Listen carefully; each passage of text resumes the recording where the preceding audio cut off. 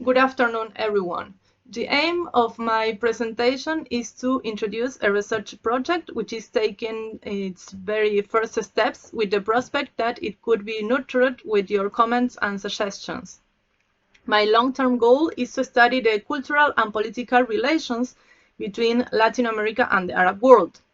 At this first stage, my aim is to study the manifestations of these relations in the period from 1954 to 1975 through third world cinema by taking three countries of each region: the Arab, Algeria, Palestine and Egypt, and the Latin America, Argentina, Cuba and Mexico. The election of this period of time is framed in the long 60s proposed by Jameson in his well-known article of 1984, which allows a study of the maturation and expansion of the political process initiated in the mid-20th century. Jameson's consideration of the mid-70s as the closure of the long 60s also applies to the Arab case. In the beginning of the 70s, a series of political, social, and economic changes began to reshape the region. The decline of the pan-Arab nationalism as a form of identity, the death of Egyptian President Gamal Abdel Nasser, the 1973 war with Israel, and the subsequent Camp David Accords and the oil crisis were among the most crucial events of the time.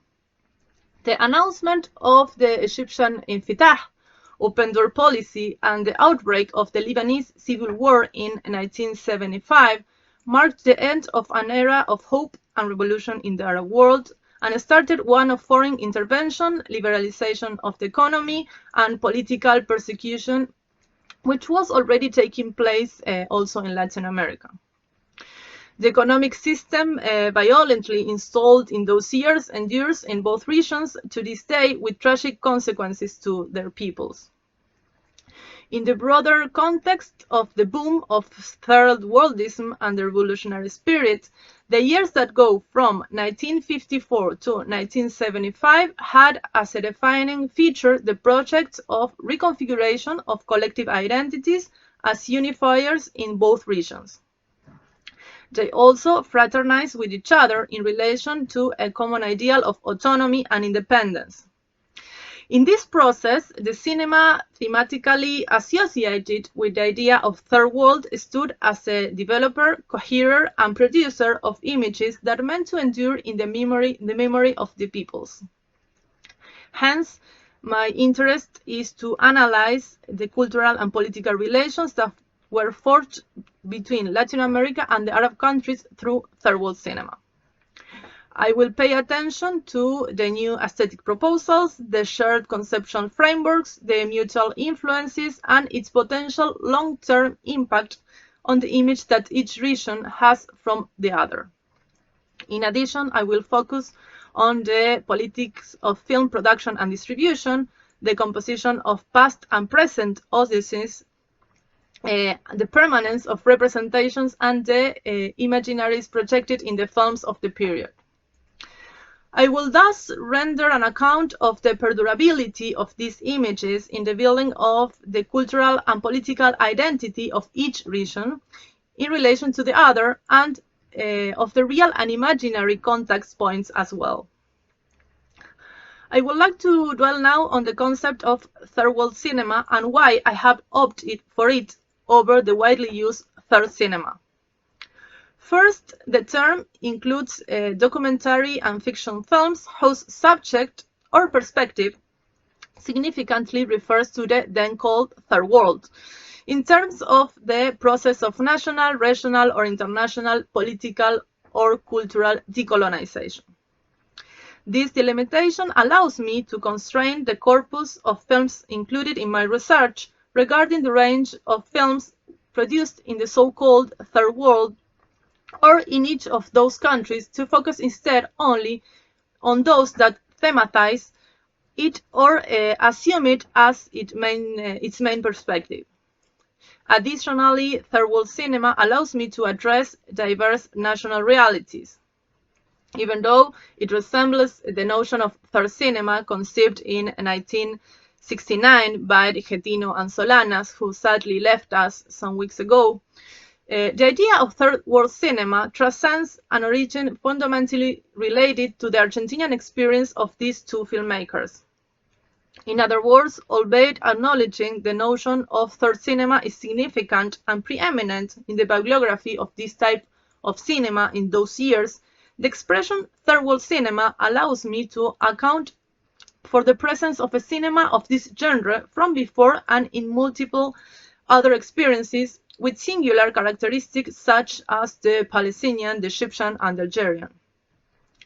Lastly, the notion of third world cinema differs from other very extensively used notions like third worldist or tricontinental cinema or the so-called militant cinema, a very important field of the third world cinema in those years, which represents only a part of my research object.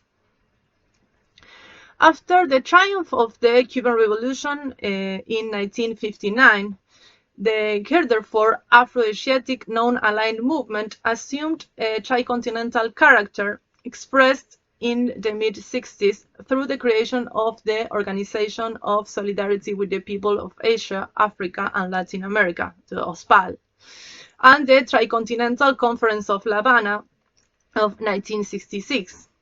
In that context, an important sector of the new Latin American cinema affiliated itself with the third world cinema or promoted it. In the Arab world, such development took place in the aftermath of independence, imbued with the spirit of the Bandung Conference and the rising of a popular nationalism with authoritarian features that vindicated the cultural and political unity of the Arab peoples previously divided by the European colonial interests. The Pan-Arabism, promoted by the leadership of the Egyptian President Gamal Abdel Nasser, was consolidated as a gesture of a new solidarity among Arab peoples expressed in the support of the Algerian National Liberation Movement and the Palestinian Revolution. The mobilization of laborers, students, and women reshaped also the public sphere. The political project of the Arab leaders, expressed as socialist, anti-imperialist, and revolutionary, was depicted in the cinema productions of the time. The whole production was centralized and regulated through official agencies such as the Algerian National Office for Commerce and Cinematic Industry, the Institute of Palestinian Cinema, and the Egyptian General Organization of Cinema. Representative examples of this cinematography of the period are The Wind of Ores by the Algerian Mohammed Lakhdar Hamina, Horse of Mood by the Egyptian Atay El Abnoudi, and They Do Not Exist by the Palestinian Mustafa Abu Ali. At the same time, the vision and intentions of the Arab filmmakers involved in this perception were exposed in documents such as the Manifesto of the New Cinema in Egypt, the Manifesto of the Palestinian Cinema Group, and in the transnational level in the resolutions of the Third World Filmmakers meeting in Algeria, all of them from the late 60s and the beginning of the 70s. In our region, the so-called New Latin American cinema started and proliferated also in those years, championed by the new Brazilian Cinema Novo and the Cuban cinema. It afterwards expanded to other countries like Argentina, Bolivia, Chile, and Uruguay. It was also a trend supported by festivals, filmmakers' meetings, and documents or manifestos such as The Aesthetics of Hunger by Glover Rocha, For an Imperfect Cinema by Garcia Espinosa, and the well-known Towards the Third Cinema by Solanas and Getino, among many others. Cuba was as an outstanding promoter of the cinema industry from the very first years after the revolution, both through the creation of its Cinema Institute and the weaving of close ties with other Latin America, African, and Asian cinematographies. Although Argentina had a salient background of this kind of cinema, the undoubted milestone is the Third Cinema Theory by Solanas and Getino, together with an attempt of policies related to the Third World toward 1973. Regarding the Mexican experience, the state cinema policy developed by Rodolfo Echeverría since 1970 had a third world imprint, though there were a few precedents before. Some of the emblematic films of these countries are the Argentinian The Hour of Furnaces by Getino and Solanas, from Cuba, Stories of the Revolution by Tomás Gutiérrez Alea, and the Mexican The Scream by Leobardo López. So my interest is to inquire into the exchanges between the Arab world and Latin America, the travels from one region to the other, the meetings between its representatives, among other things. I will also delve into the role of the promotion of a possible shared political, cultural identity related to the idea of the third world. As a first approach, I will focus today on two events that I consider representative of this perspective and zeitgeist. The film Palestine, Another Vietnam, and the meeting of the Third World Cinema of 1973 in Algiers. Palestine, Another Vietnam is a 22-minute film shot in Beirut in 1971 by two Argentinian filmmakers later exiled to Mexico and Cuba, Jorge Denti and Jorge Giannoni. By the late 60s, both directors were exiled in Europe and experienced the flourishing artistic militant sphere of the time.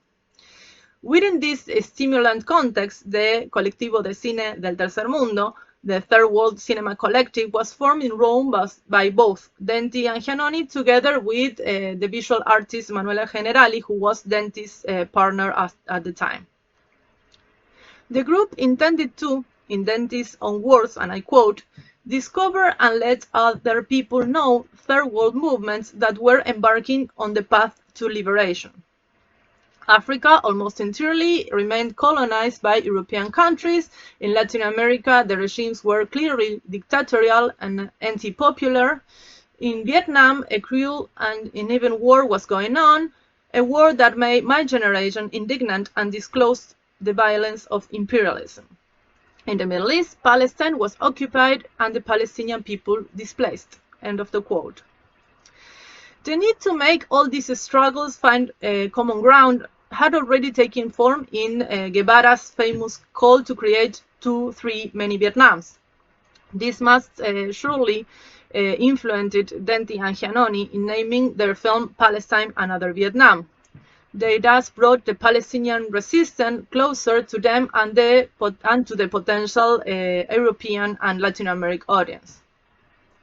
The Palestinian Revolution had started in 1965, but it was after the 1967 war and the occupation of the West Bank that it settled in Jordan, where it radicalized and took a new impulse. From then on, and under the umbrella of the PLO, it started to build connections with other liberation movements and to develop its own narrative previously hegemonized by other Arab leaders, mainly Gamal Abdel Nasser. When Denti, Giannoni, and Manuela Generali traveled to Beirut in the mid-1971, the Palestinian militant factions that integrated the PLO, like the Marxist-Leninist PFLP, the Popular Front for the Liberation of Palestine, or the more pragmatic Fatah, had already settled in Beirut and set up cinema departments.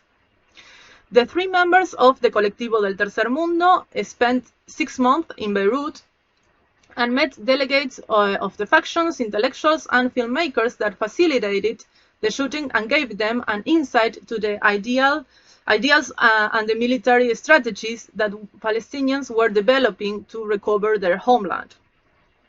Back in Rome, Rossellini family's San Diego Cinematographic production company financed the editing, the sound, and the post-production of the film, which was narrated in English and afterwards in Italian and in Spanish, and that also won a special jury prize at the Iraqi Film Festival in 1973.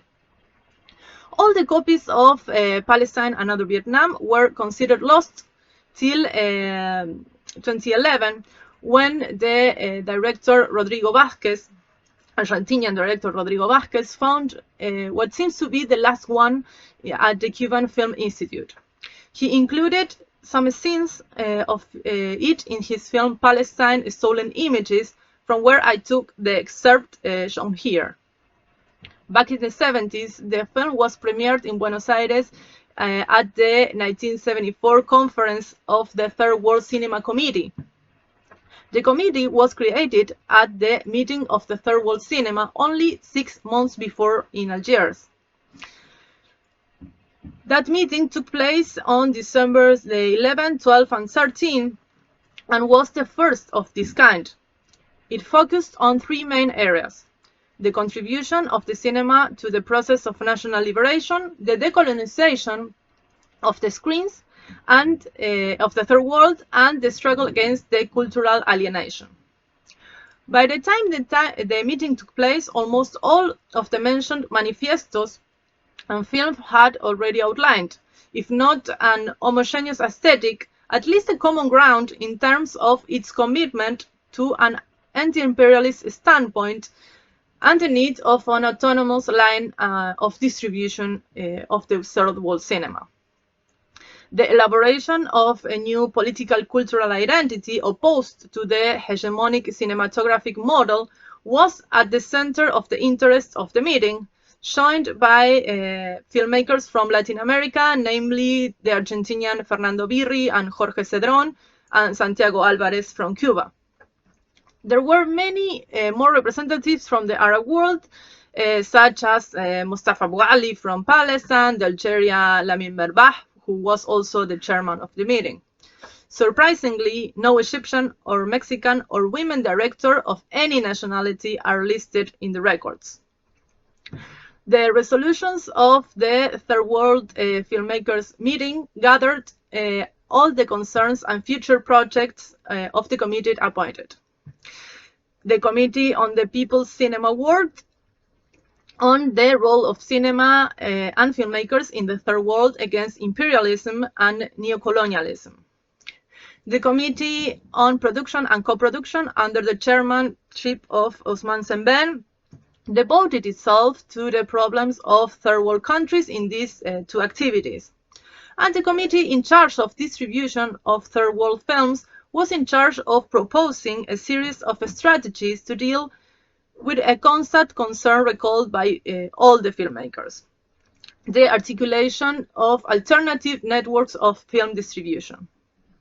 Regarding the task of the Third World filmmaker, the resolutions firmly outlined, and I quote, "It implies that the struggle waged by cinema for independence, freedom, and progress must go, and already goes, hand in hand with the struggle within and without the field of cinema, but always alliance with the popular masses for the triumph of the ideas of freedom and progress." Sadly, I cannot dwell here on all the details of the resolutions, but you can find the whole text together with a meticulous context description and analysis in Kay Dickinson's extraordinary book, Arab Film and Video Manifestos. A first critical observation that emerged from this experience is that the development of the Third World cinema prompted a flow of imaginaries around class consciousness and the rejection of territorial and cultural colonialism, together with the proposal of a more egalitarian future and an ideal of autonomy. This was promoted by the images, testimonies, and statements constructed by the Third World cinema, also disseminated and discussed in transnational meetings and also in public and clandestine screenings. The appraisal of authenticity, the exaltation of the people, and the rejection of foreign intervention created a new way of narration and proposed a shared political cultural identity. The films intended to portray the reality of the peoples, to denounce the oppression, to celebrate their achievements, or to communicate a message. Regardless of the extent to which these portrayals could reflect the reality of those peoples, the image could have been made up or romanticized. What matters is that they actually fed and shaped local imageries. As a Latin American that has lived part of her life in the Middle East, I'm very much aware about the validity of these images and imaginaries that coexist in contradiction with the ones later created by Hollywood, the Latin Americans as narcos and the Arabs as terrorists. Hopefully, the study of the conditions of creation, circulation, and perdurability of these old and new portrayals will allow a further mutual understanding between the two regions that have a shared past but a crisscrossed present due to the interference and interest from the north, which has created a blurred image of each. Thank you very much.